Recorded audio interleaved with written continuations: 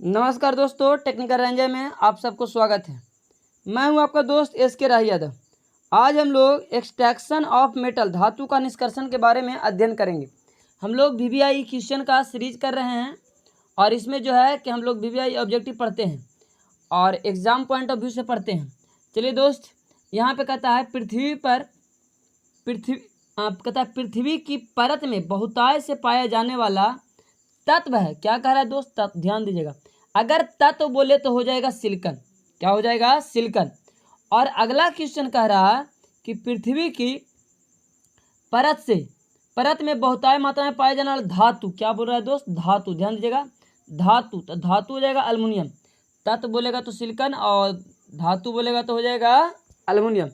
Next question, third question number पता नहीं चल रहा है, 1 है, 2 है और 3 है। ठीक है ना? क्वेश्चन देखिएगा, इसमें कह रहा है निम्न में से कौन सा तत्व इसकी मूल अवस्था में पाया जाता है। इसकी मूल अवस्था में पाया जाता है तो कहने का मतलब कि सोना भी और चांदी भी, यानी बोथ बी एंड सी हो जाएगा आपका आंसर। चलिए बढ़ते हैं आगे। अगर चैनल पर नए हैं दोस्तों, चैनल को सब्सक्राइब कर ले और लाइक करना ना भूले। चलिए, निम्न में से किसमें कैल्शियम और मैग्नीशियम दोनों विद्यमान होते हैं?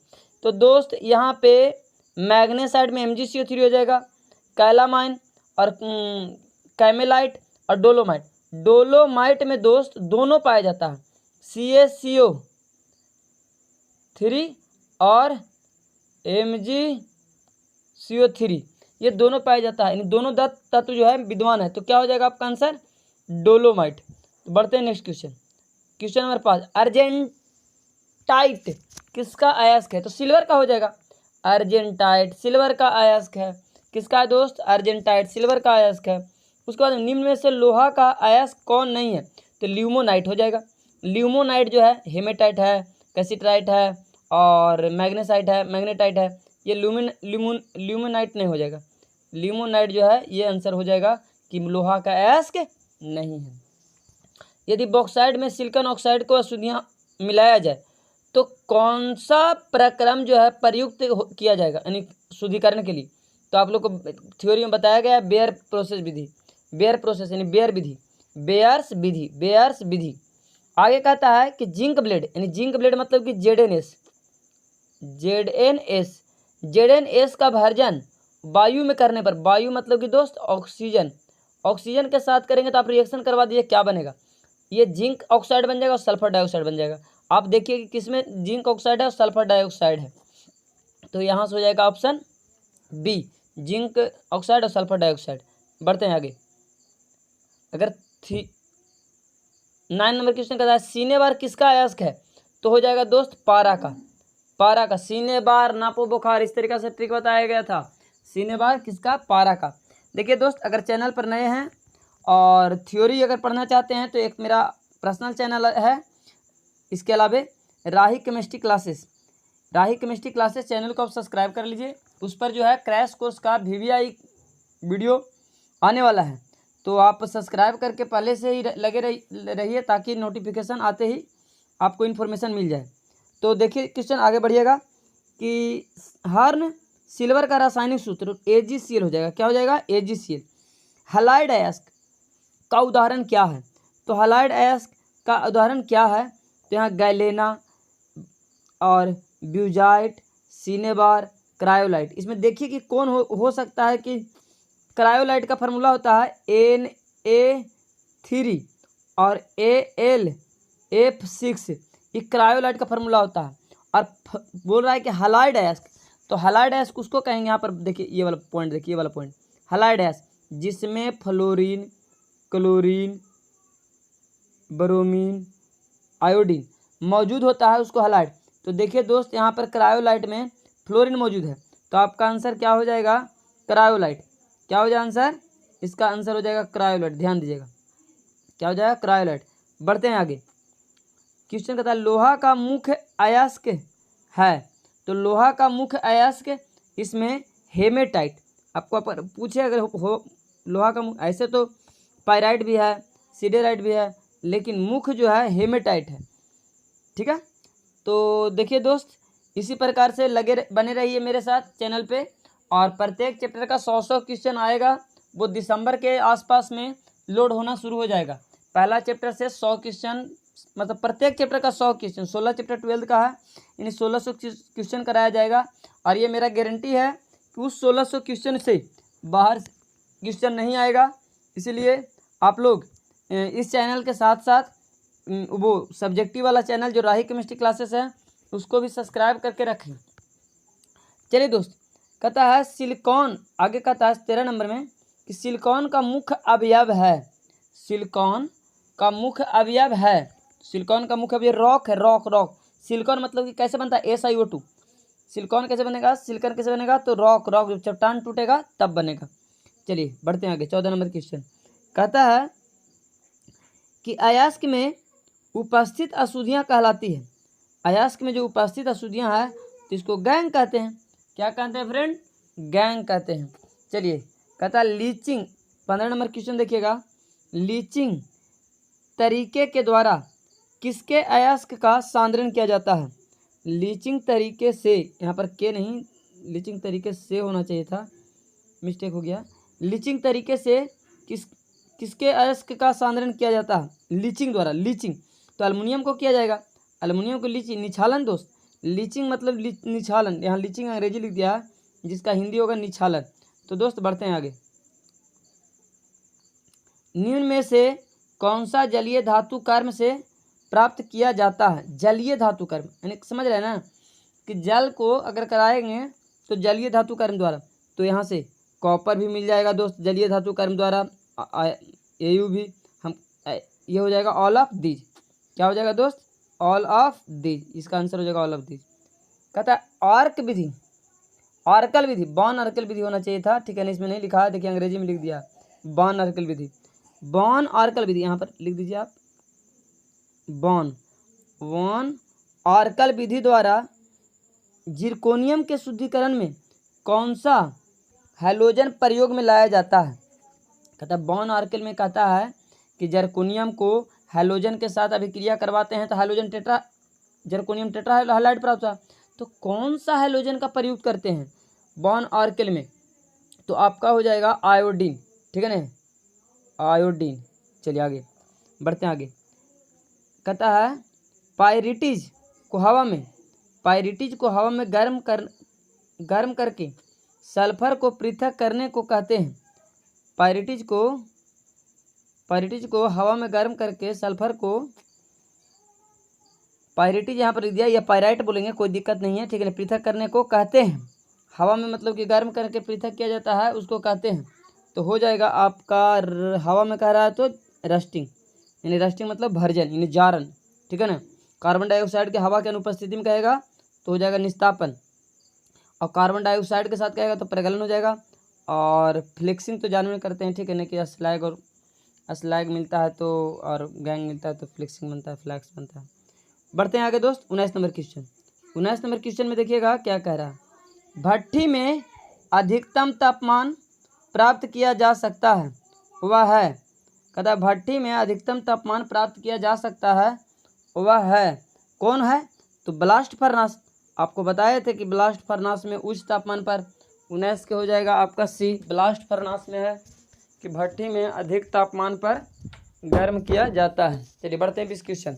कह रहा है हेमेटाइट से लोहा प्राप्त करने की विधि में उसमें चूना पत्थर निम्न की भांति कार्य करने के लिए मिलाया जाता है। कहता है लोहा हेमेटाइट है, हेमेटाइट में मतलब कि मिला रहे हैं हम चूना पत्थर, क्या मिला रहे हैं, चूना पत्थर यानी CaO को मिला रहे हैं। तो किस भांति काम करेगा, किसके भांति काम करेगा, तो आपका हो जाएगा फ्लक्स। हम बताए थे कि गैंग यानी अशुद्धियाँ, गैंग प्लस फ्लक्स तो बनेगा स्लैग, क्या बनेगा, स्लैग। तो ये हो जाएगा आपका। चलिए दोस्तों बढ़ते हैं आगे।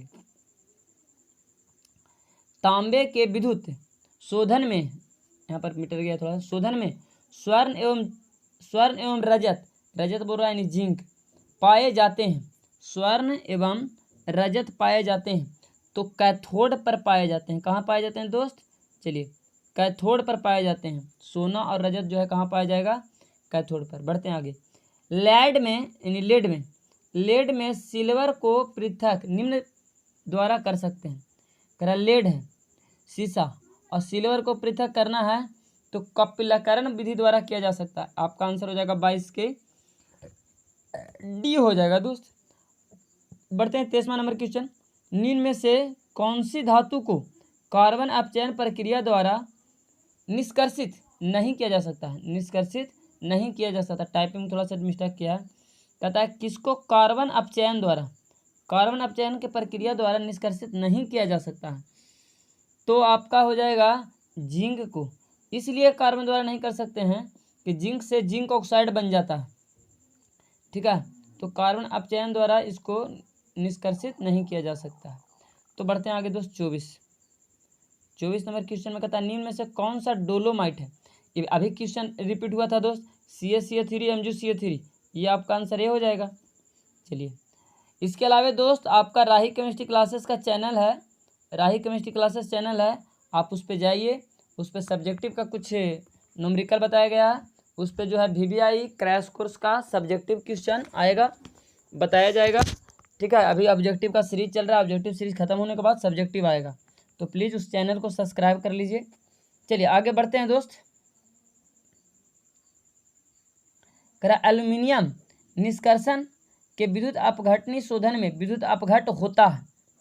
कहता है एल्युमिनियम निष्कर्षण के विद्युत अपघटनी शोधन में, भोधन लिखल है, ठीक है, नहीं थोड़ा सा टाइपिंग में मिस्टेक हुआ। कहता है कि अब विद्युत अपघटन होता है तो यहाँ पे एल्युमिनियम हाइड्रोक्साइड रहता है और उसके बाद में क्या रहता है, ये सोडियम हाइड्रोक्साइड, लीचिंग जिसको कहते हैं, निछालन दोस्त। एल्युमिनियम हाइड्रोक्साइड को सोडियम हाइड्रोक्साइड के सोल्यूशन में डाल करके उसको गर्म किया जाता है, ठीक है। अगला क्वेश्चन कहता है कार्बोनेट अयस्क का सही समूह है। कार्बोनेट यानी जिसमें CO3 मिला हुआ रहेगा तो मैग्नेसाइट, तो ये तो हो जाएगा दोस्त मैग्नेसाइट, ये नहीं होगा, ये नहीं होगा, ये नहीं होगा, तो आपका आंसर ये सही हो जाएगा, ठीक है। आपका आंसर से ए जो है बिल्कुल राइट है।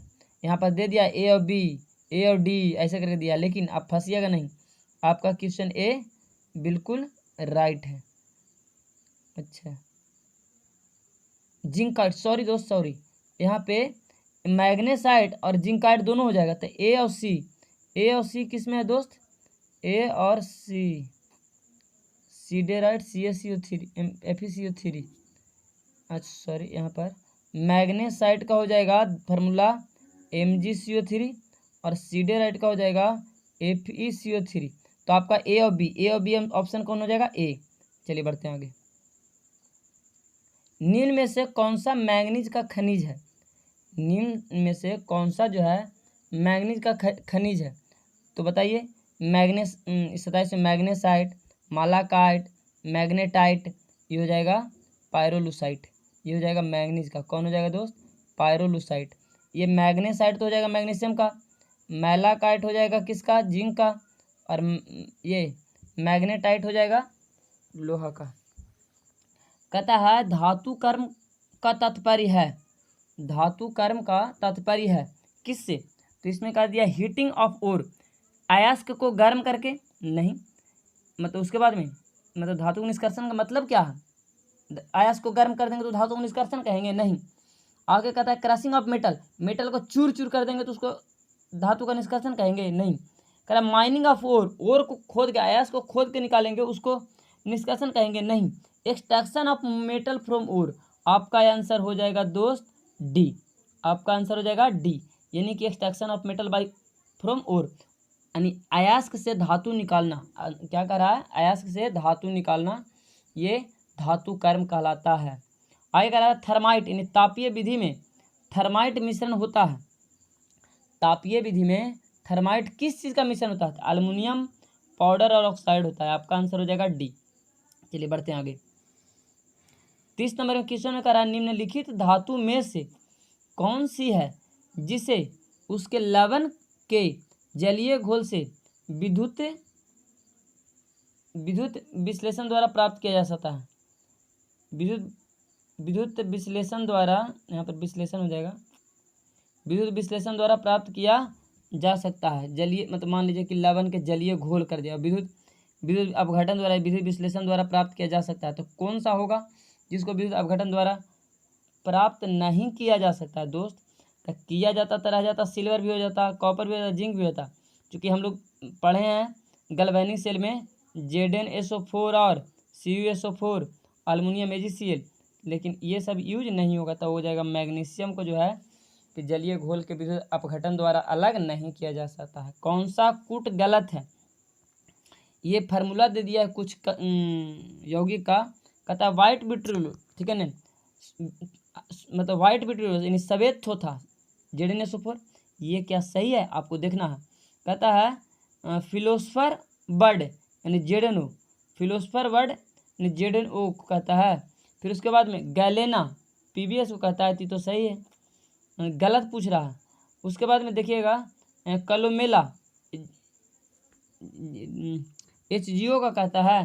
तो आप लोग को चारों में से चूज करना है कि कौन कूट जो है गलत है, सब मिलाया हुआ है।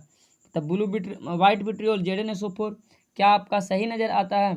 तो हाँ दोस्त, ये सही नज़र आता है आपको। ये जो हो जाएगा कैलोमेल HgO, ये गलत है, ये जो कूट है आपका गलत है।